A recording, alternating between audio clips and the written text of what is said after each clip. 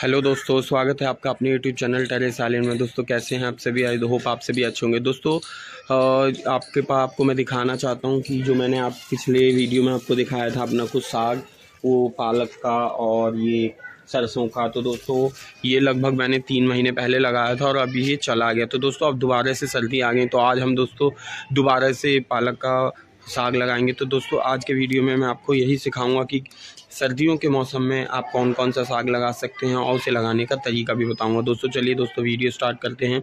आज की वीडियो में हम सीखेंगे पालक का साग सर्दियों में कैसे लगा सकते हैं। तो दोस्तों सर्दियों में अगर हम कोई भी साग लगा रहे हैं तो उसके लिए सबसे पहले दोस्तों हमें अच्छी मिट्टी की ज़रूरत होती है, क्योंकि अगर आपके पास अच्छी और साफ़ मिट्टी होगी जिसमें कोई फंगस कीड़े कुछ नहीं होंगे तो आपका साग बहुत अच्छा से ग्रो करेगा। अभी मैं आपको अपना जो पुराना साग कुछ बचा हुआ है वो भी दिखाऊंगा। तो दोस्तों उसके लिए सबसे पहले हम तैयार कर रहे हैं मिट्टी कैसे बनाएं। आप कोई भी पौधा लगा रहे हैं पर जो आप साग लगाएंगे कोई सा भी, तो उसके लिए आप कैसे मिट्टी तैयार करते हैं। आपको लेना है दोस्तों गार्डनिंग सॉइल। आप कम से कम 50% आप गार्डनिंग सॉइल लेंगे, मतलब अपने गार्डन की मिट्टी। उसमें कम से कम दोस्तों आप लगभग 30% आप कोकोपीट मिलाएंगे, ताकि उसके अंदर एक अच्छी नमी बनी रहे और जब भी आप जो बीज लगा रहे हैं उनको ग्रोथ, उनकी जर्मिनेशन होने में हेल्प हो सके। क्योंकि कोकोपीट ऐसा होता है कि जो बहुत ही नमी बनाए रखता है हमेशा, और नमी के साथ साथ उसमें बीज के अंदर अंकुरित जल्दी हो जाते हैं बीज। तो इसीलिए दोस्तों हम कोकोपीट का इस्तेमाल करते हैं, क्योंकि कोकोपीट में बीज जल्दी निकल जाते हैं, गमले हल्की रहते हैं, पौधों में नमी बनी रहती है। ये कारण होता है कोकोपीट इस्तेमाल करने का।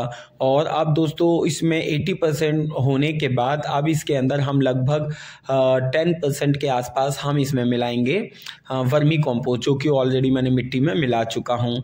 उसके बाद जो दोस्तों बचा हुआ है हमारा, उसमें हम मिलाएंगे दोस्तों 10% के आसपास हमारी नीम खली। अब दोस्तों मैं आपको बताना चाहता हूं कि हम नीम खली क्यों मिलाते हैं। नीम खली हम हमेशा इसलिए पौधों में मिलाते हैं ताकि पौधों के अंदर, मिट्टी के अंदर किसी भी तरह की फंगस की समस्या ना हो और किसी भी तरह का कीड़ा उसके अंदर ना लगे। इसीलिए हम इसमें नीम की खली हमेशा मिलाते हैं। तो 10% के आसपास मैंने उसमें नीम खली मिला दी है। इस मिश्रण को हम अच्छे से तैयार कर लेंगे, क्योंकि मेरा ये जो है ऑलरेडी थोड़ा गीला गीला है, तो इसकी वजह से थोड़ी दिक्कत रहती है दोस्तों। इसलिए मैंने, मेरे पास वर्मी कंपोस्ट कम था तो मैंने इसमें गोबर की खाद अलग से थोड़ी सी मिला दी है, क्योंकि वर्मी कंपोस्ट नहीं है तो आप गोबर का खाद भी उसके अंदर मिला सकते हैं। इसलिए दोस्तों मैंने उसमें मिलाया है गोबर का खाद। आपके पास वर्मी कंपोस्ट नहीं है तो आप गोबर का खाद मिलाइए, अगर गोबर का खाद नहीं है तो आप वर्मी कंपोस्ट मिला लीजिए। अब दोस्तों इसे लगाने के लिए जो मैं इस्तेमाल कर रहा हूँ वो मैं करूँगा इस्तेमाल दोस्तों एक ग्रो बैग का। ये ग्रो बैग मैंने खासकर इसीलिए खरीदे थे क्योंकि जो लीफी वेजिटेबल्स होती हैं, मतलब कि पत्तेदार सब्जियां, वो हमारी इसके अंदर बहुत अच्छे से ग्रो होती हैं, क्योंकि ये बहुत ही फैला हुआ होता है।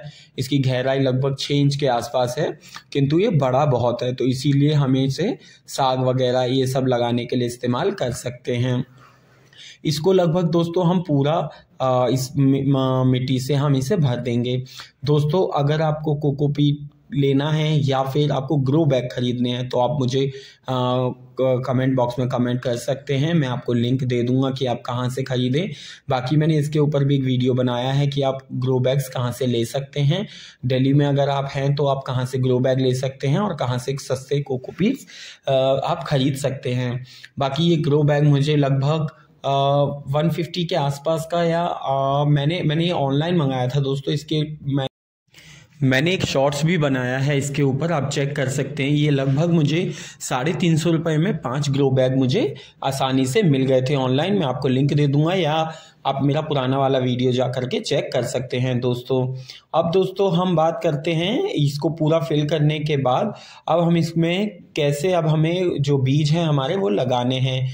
उसके लिए दोस्तों जैसे कि मैंने आपको पहले बताया कि जब भी आप कोई भी बीज लगाते हैं, पत्तियों वाले, सब्जियों वाले कोई भी बीज लगाते हैं, तो उसके ऊपर आप मग वगैरह से पानी ना डालें। आप स्प्रे करके या हल्के हाथ से पानी डालें, क्योंकि अगर आप एक साथ पानी डाल देंगे तो वो सारे बीज इकट्ठे होकर के एक जगह आ जाते हैं। इसलिए हमेशा थोड़ा थोड़ा करके ही पानी डालें। और हम इसकी जो किनारियां हैं उनके अंदर भी अच्छे से मिट्टी फिल करेंगे, क्योंकि जब हम पानी डालेंगे तो वो सारे बीज फैल जाएंगे। अब दोस्तों ये जो पालक के बीज हैं ये भी मैंने वहीं से ख़रीदे थे जहाँ से मैं कोकोपीट लेता हूँ। दिल्ली में ही एक जगह है दोस्तों, दिल्ली 30 हज़ारी मेट्रो स्टेशन के पास। और अगर आप और नियरेस्ट जानना चाहते हैं तो पुलबंगश मेट्रो स्टेशन से ले सकते हैं। वहाँ पे एक मार्केट है बीच की। तो दोस्तों अब हम इन्हें हल्के हाथ से स्प्रिंकल करेंगे कि ये पूरे में एक एक बीज फैल जाए। उसके बाद दोस्तों कोकोपीट की एक हल्की सी लेयर हम इसके ऊपर बना देंगे।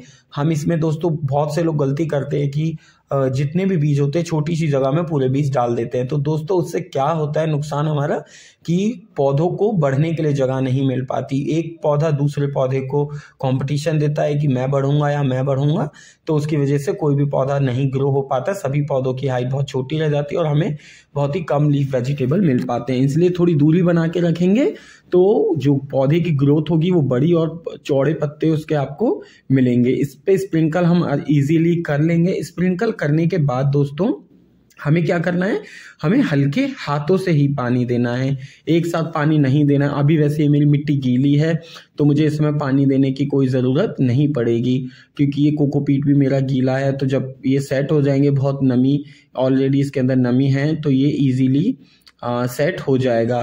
तो इसमें मैं फिर भी पानी तो डालूंगा ही दोस्तों, क्योंकि हल्का पानी डालना पड़ेगा ताकि ये जो बीज हैं वो अपनी जगह पर एक जगह पर सेट हो जाएं।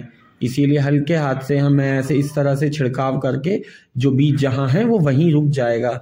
और अभी 2 से 3 दिन बाद मैं आपको इस एक शॉर्ट्स के साथ अपडेट दूंगा।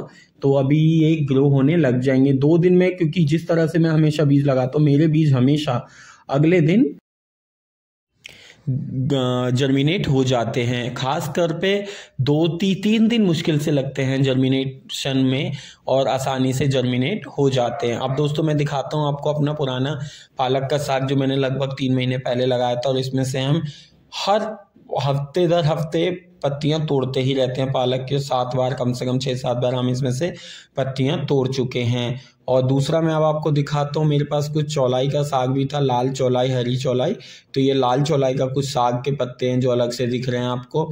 बाकी दोस्तों आपको वीडियो कैसा लगा कमेंट करके ज़रूर बताइए। अगला वीडियो में किस टॉपिक के ऊपर बताऊँ इसके लिए भी दोस्तों कमेंट ज़रूर कीजिएगा।